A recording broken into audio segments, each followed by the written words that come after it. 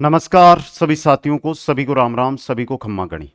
Kuchaman online classes परिवार में आप सभी का मैं हार्दिक अभिनंदन करता हूं। और साथियों, सबसे इंपॉर्टेंट चीज सबसे पहले बता दूं, साइंस में जो हमारे 7 टॉपिक हम मानते हैं बेसिक, एक मानव शरीर है, अगर उसमें मानव रोग को सम्मिलित कर ले तो 6 ही टॉपिक हमारे हैं।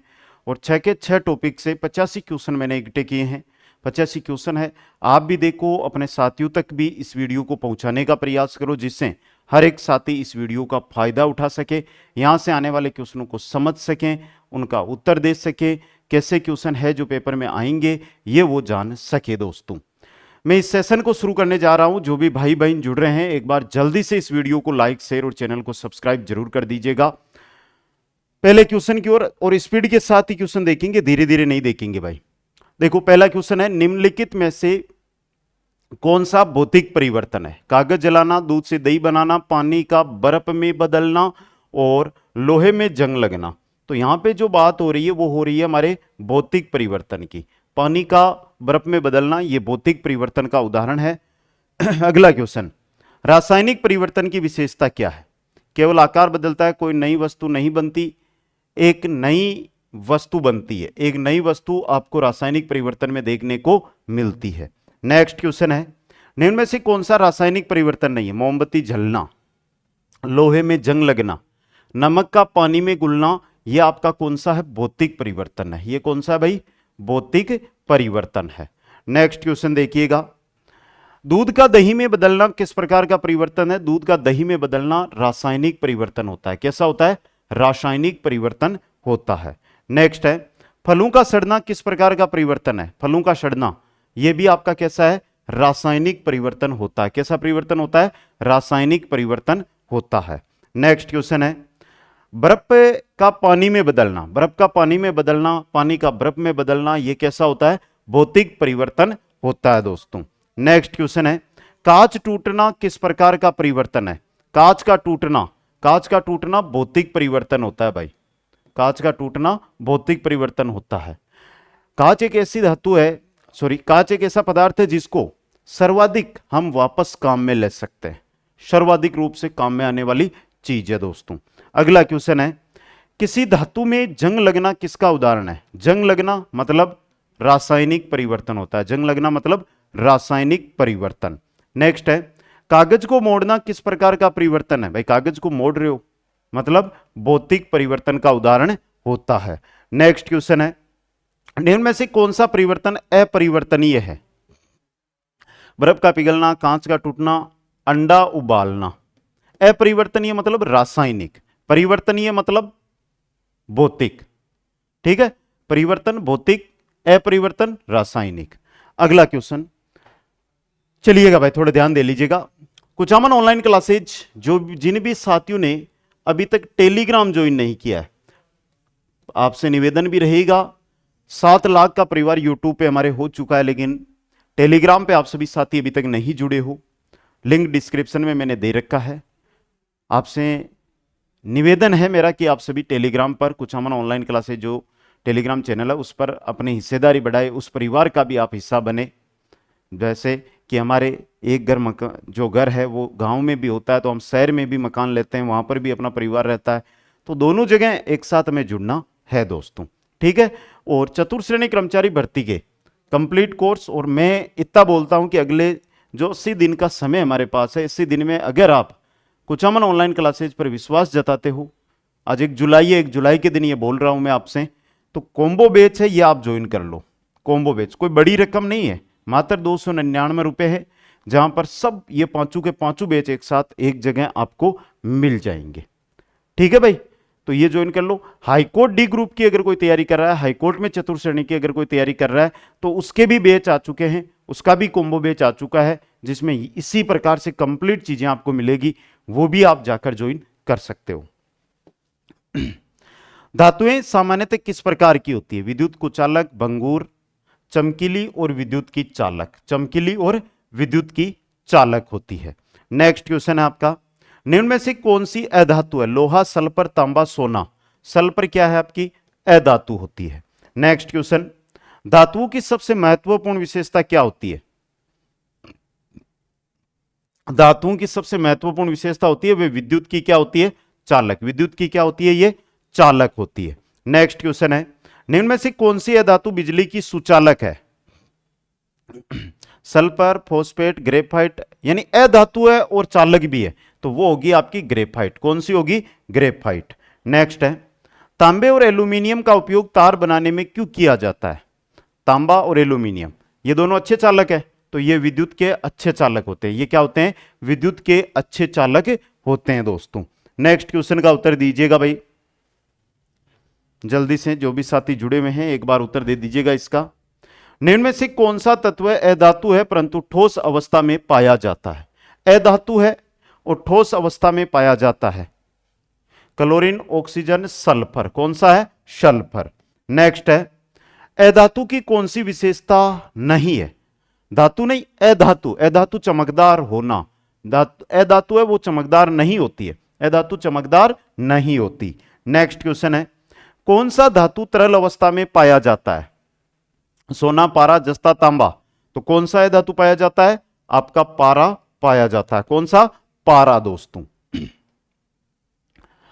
धातुओं को हथौड़े से पीटने पर वे चपटे हो जाते हैं, ये किस गुण के कारण? तन्यता, कठोरता, अपवर्तकता या तनुकरण। देखो तन्यता भी दिया हुआ, लंबा तार खींचना, लेकिन यहां पे देखो तनुकरण।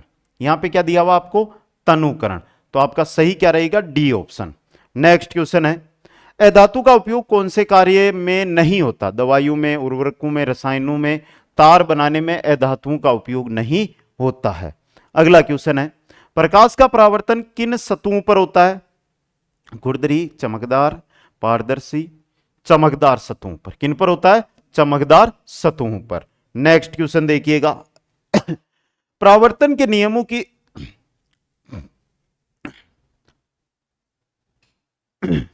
परावर्तन के नियमों की संख्या है। परावर्तन के दो नियम होते हैं, कौन कौन से होते हैं भाई? पढ़ा होगा आपने, बता दो जल्दी से। दर्पण में जो छवि बनती है वह वास्तविक नहीं, आभासी होती है। दर्पण में आभासी हुआ, अपन आपने छवि देख रहे हैं तो आभासी है, ये थोड़ी हम भी उधर खड़े हैं, हम उधर खड़े नहीं होते हैं। नेक्स्ट क्वेश्चन है, यदि आप दर्पण में अपने दाहिने हाथ को उठाते हैं तो छवि में कौन सा हाथ उठता दिखाई देगा? अगर आप दाहिना उठा रहे हो तो आपको दर्पण में बायां दिखाई देगा। दर्पण में कौन सा देगा? बायां हाथ दिखाई देगा। नेक्स्ट है, समतल दर्पण में बनने वाली छवि होती है आभासी और सीधी। समतल दर्पण में बनने वाली छवि आभासी और सीधी होती है। नेक्स्ट क्वेश्चन है, प्रकाश किस रास्ते से चलता है? प्रकाश भाई टॉर्च है, टॉर्च का अगर आपने शुरू किया तो अंधेरे के अंदर आपको सीधा दिखाई देता है, तो सीधी रेखा में प्रकाश सीधी रेखा के अंदर चलता है दोस्तों। क्वेश्चन नंबर 27 है, परावर्तित किरण और आपतन किरण के बीच कोण कहलाता है? परावर्तन कोण क्या कहलाता है? ये कहलाता है परावर्तन कोण। नेक्स्ट क्वेश्चन देखिएगा, प्रकाश जब दर्पण से टकराकर वापस लौटता है तो यह क्रिया क्या कहलाती है? यह क्रिया कहलाती है अपवर्तन। क्या कहलाती है? सॉरी परावर्तन, मैंने अपवर्तन पे दे दिया ना, परावर्तन कहलाती है। नेक्स्ट है, आपतन कोण 30 डिग्री है तो परावर्तन कोण भी कितना होगा? 30 डिग्री। आपतन कोण 30 है तो परावर्तन कोण भी कितना होगा? 30 डिग्री का ही होगा दोस्तों। नेक्स्ट क्वेश्चन है, परावर्तन किस नियम पर आधारित है? परावर्तन के नियम पर। परावर्तन के नियम पर आधारित होता है।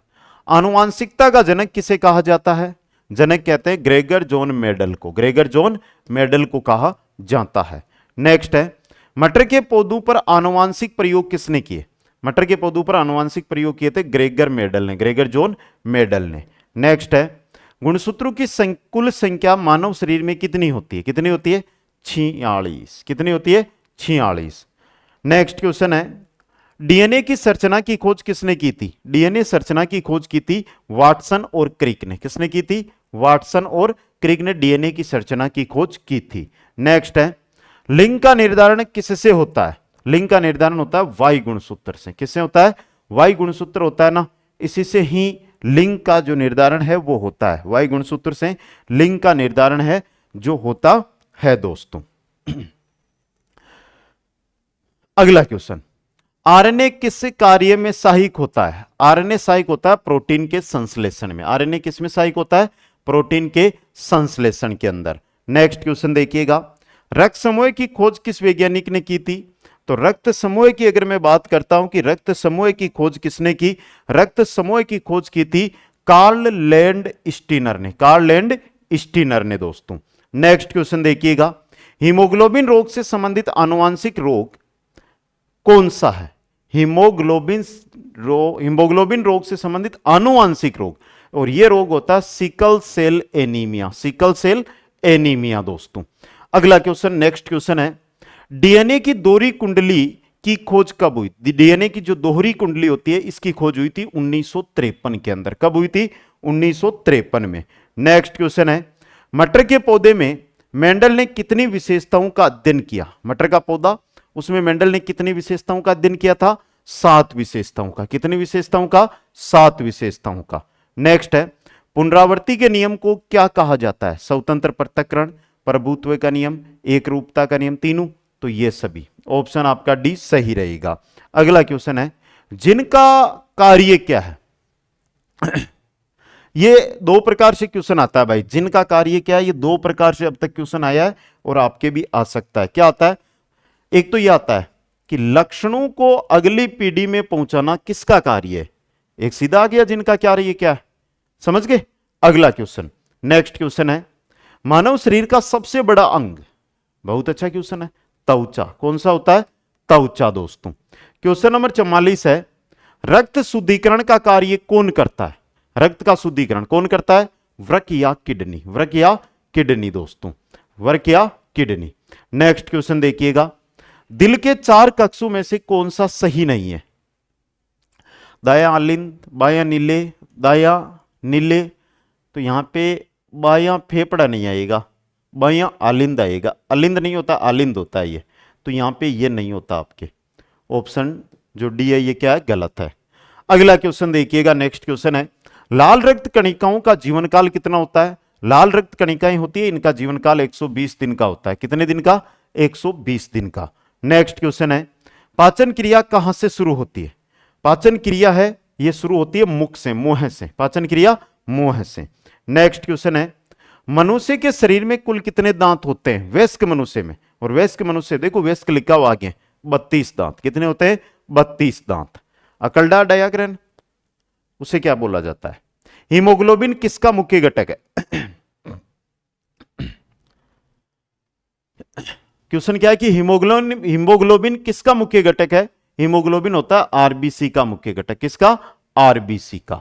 नेक्स्ट क्वेश्चन देखिएगा, मनुष्य के शरीर का तापमान सामान्यतः कितना होता है? अब क्या बताऊं इसका, इतना सिंपल क्वेश्चन, लेकिन करूं क्या? 9th क्लास की बुक उठा के देखना साइंस की, बड़ा विस्तृत शब्दों में लिखा हुआ क्वेश्चन भी दिया हुआ वहां पे, तो वो चीजें हमें भी यहां पर करवानी पड़ती है। आगे देखो भाई, मानव मस्तिष्क का वजन लगभग कितना होता है? 1.3 किलोग्राम मान्या करे, पण अपना ऑप्शन को नहीं तो 1.5 किलोग्राम मान लिया, ठीक है, 1300 ग्राम का लगभग हुआ है। रक्त में ऑक्सीजन का परिवहन कौन करता है? हीमोग्लोबिन। रक्त में ऑक्सीजन का परिवहन कौन करता है? हीमोग्लोबिन।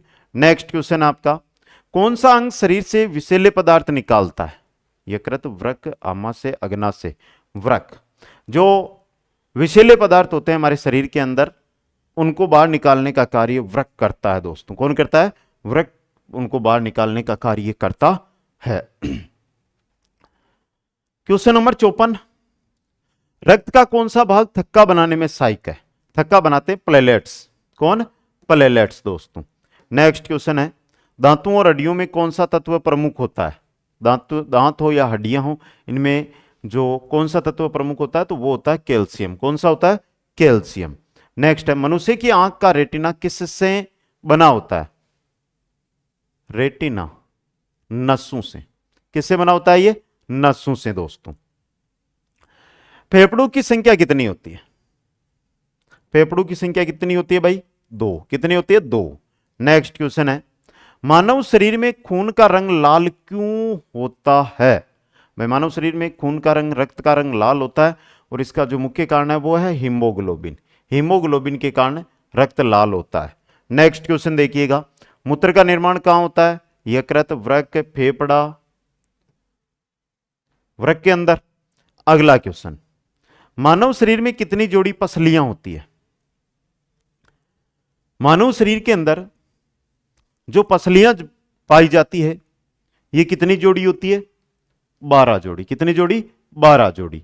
नेक्स्ट क्वेश्चन है, टीबी रोग किसके कारण होता है? वायरस, फफूंदी, जीवाणु या परजीवी? तो जीवाणु के कारण मानव के अंदर टीबी रोग होता है। नेक्स्ट है, मलेरिया का वाहक कौन है? मलेरिया का वाहक है मादा एनाफिलीज मच्छर। मादा एनाफिलीज मच्छर, ये किसका? मलेरिया का वाहक होता है। नेक्स्ट है, एड्स किस वायरस से होता है? एड्स होता है एचआईवी वायरस से। किससे होता है? एचआईवी वायरस से। नेक्स्ट क्वेश्चन है, डेंगू वायरस किसके द्वारा फैलता है? मादा एडीज मच्छर से। एडीज मच्छर से।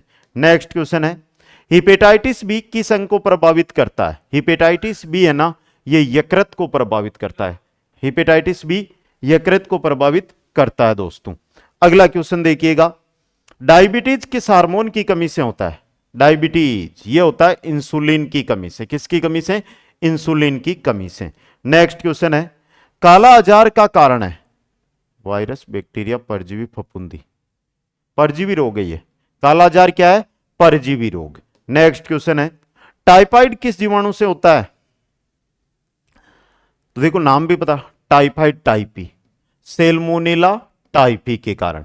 क्वेश्चन नंबर 69 है, रक्त अल्पता एनीमिया किसकी कमी से होता है? रक्त की अल्पता, रक्त की कमी, और रक्त में क्या पाया जाता है? हीमोग्लोबिन। तो हीमोग्लोबिन की कमी से होने वाला रोग है, उसे एनीमिया या रक्त अल्पता कहा जाता है। अस्थमा किस अंग से संबंधित रोग है? अस्थमा होता है श्वसन तंत्र से संबंधित। किससे होता है?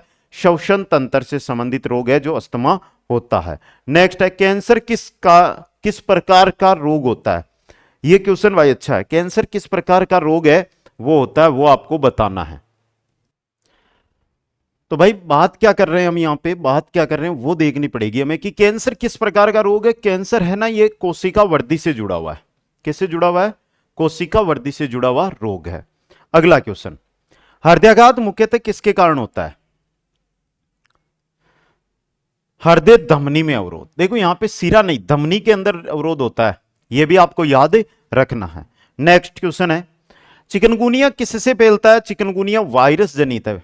वायरस बोल दो, विषाणु बोल दो, एक ही बात है भाई। वायरस बोल दो, विषाणु बोल दो, एक ही बात है।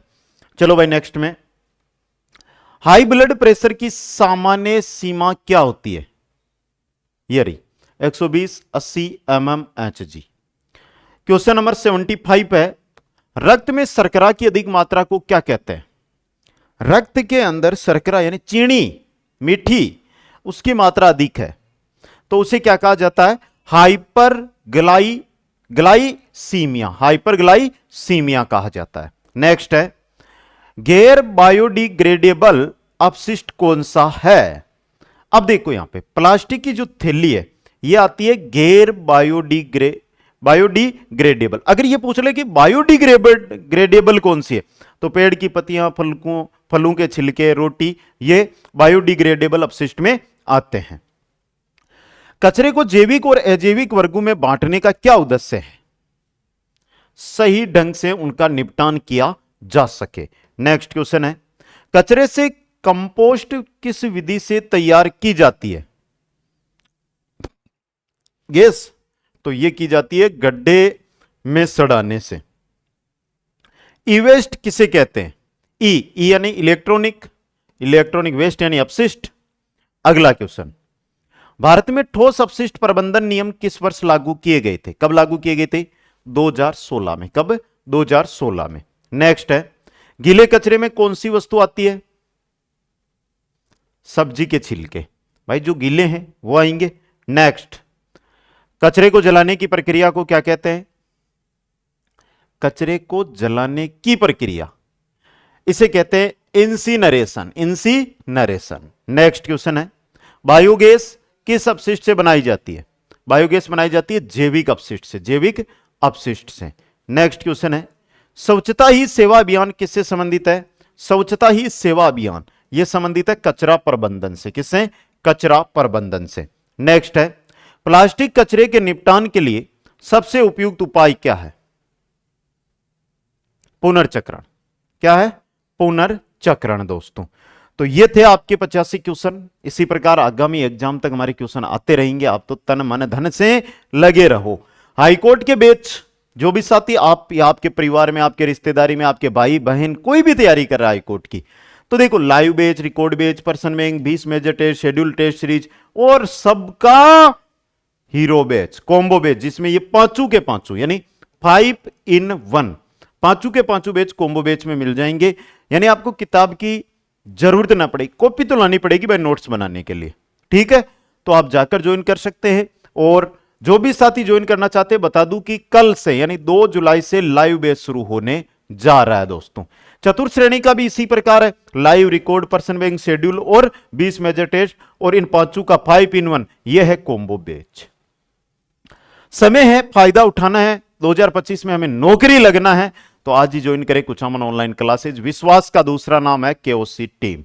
सभी साथियों को बहुत बहुत धन्यवाद। जय हिंद, जय भारत, जय जय राजस्थान।